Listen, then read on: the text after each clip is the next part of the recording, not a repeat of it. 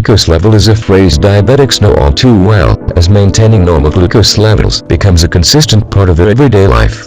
It is through this process of monitoring their glucose level range that diabetics are able to live normal, healthy lives.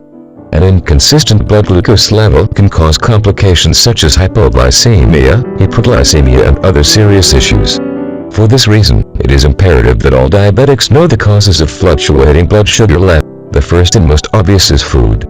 To maintain a normal glucose level, a diabetic must not only monitor carbohydrate intake, but also the time of day they are consuming these foods. It is suggested that carb intake be spread out in small amounts throughout the day and eaten in consistent portions instead of all at one time. Because our blood glucose level tends to spike about an hour or so after eating, it is important to eat at the same time every day. This helps with tracking patterns so insulin or medicines can be taken accordingly. Lastly, it is recommended that diabetics eat about the same amount of food at each meal. This will keep food intake consistent, which will more accurately reflect the patterns in an individual's glucose level range.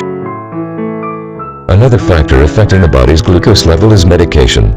Insulin and diabetes medicines help to regulate blood sugar amounts, but only if they are stored and used properly. Once they are old or have been exposed to improper conditions, they may no longer be effective.